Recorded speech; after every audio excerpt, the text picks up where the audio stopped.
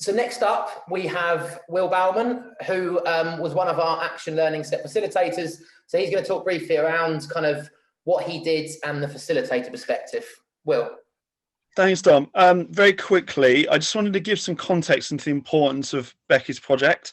So last week we had the GCSE English and Maths November resit results. And just to give context to the importance of literacy and numeracy. So the GCSE Maths, the national pass rate was 34.9%.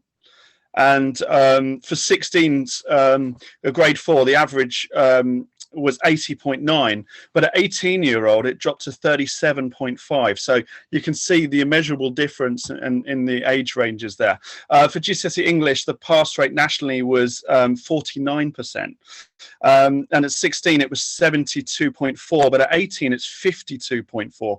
So in FE, there was this real struggle with literacy and numeracy and keeping those students engaged, because it's an immeasurable drop-off between the ages of 16 to 18 in those national pass rates. So well done, Becky. You know, keep going. These things are really, really important as we go through. So thank you, Dom. Yeah, I just want to have a quick word about the facilitator side of the project. And it's been an absolute pleasure. It's been really enjoyable to be a part of, and I'm really thankful to David and Dom and Claire for inviting me to be a part of it. And really, I think the best thing about the facilitating thing is obviously having these meetings and meeting people that you'd never get the chance to, and sharing ideas and realizing that you're not an island and everyone's got their similar, maybe not the same and identical issues, but similar things that you can share ideas with and ask questions about, and really allow the participants to reflect, because we rarely get time to do it. We're all up against it with these challenges of remote teaching. So I think having the time to reflect, really maybe pushing into areas that you haven't been to before, to kind of shine a light into those dark corners sometimes, and feeling supported in doing so is a really important and engaging way of doing that. So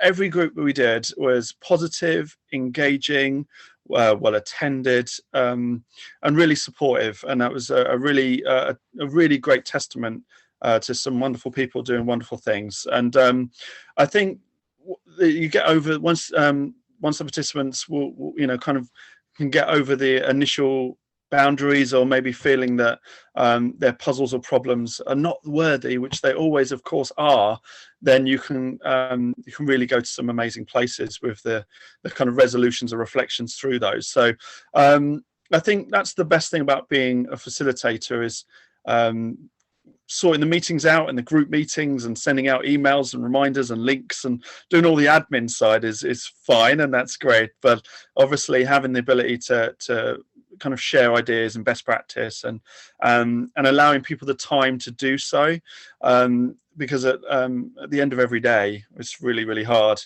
to kind of switch off, but feel like you've got the ability to communicate some of those ideas with others. So a testament to all of you who have done it. It's a really wonderful thing, and I encourage you to continue it, and don't stop here. There's no need to.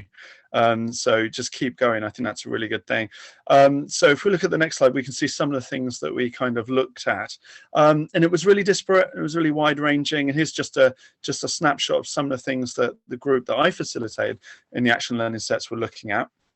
And what was really great about it is that conversations will go to other places, that really, just kind of skimming the surface of a few things, and you can go deeper into them afterwards with reflective emails and secondary chats, those indirect participants as well. But it was always excellent to come back to the group in the next learning set to see how things have evolved, and the encouragement and the participation, and where that had led. If the problem had maybe been resolved in some ways, and a new problem or puzzle had come up to be investigated, which was always good.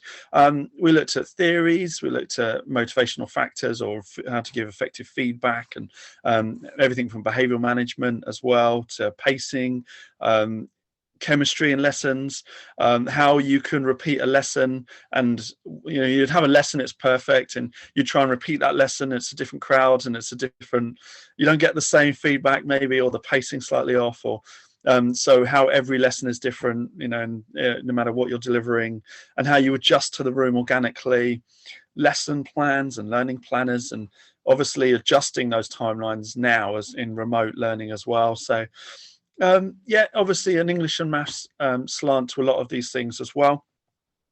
Real world applications of maths, not as easy, and maybe you have to be a little bit more creative than the real world applications of English sometimes, with analysis or explanations. So yeah, a lot of maths came into it. So we looked at how we can make those transferable skills, make those real world applications, linking them to subject specific delivery rather than shoehorning in opportunities for maths and English to tick off a learning planner box, really, making them much more embedded and organic. And hopefully if the student, we can subconsciously have English and maths embedded rather than identifying when those opportunities have come up as the most kind of fluent and organic approaches. Effective starters, effective plenaries, making sure that the students don't dictate the lesson came up. So yeah, lots of different approaches, different things, and it was really encouraging and a really vibrant atmosphere. And it was nice when those participants felt that there was a resolution to those moments, that they'd conquered something or achieved something, met a goal or achieved an outcome that we could move on through and celebrate as we did so. So I think the most important thing with the participants is to keep the agenda quite wide.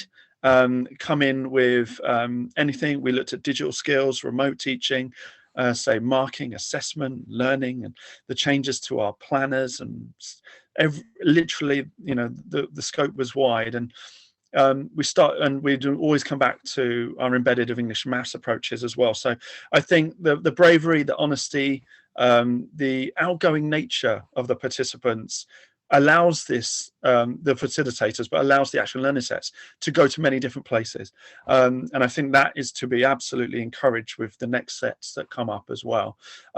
It's only as good, I guess, as the participants, and that's to be encouraged and embedded and embraced. And the more things that can be shared, the more we can share ideas and bounce those things off each other as well, which is a wonderful thing. So I congratulate all the participants for being a part of it, and I think celebrate it and use those digital badges as well, because it was we've been through an adventurous few months, so I think, you know, share that, celebrate that, and carry that forwards as much as you can as well.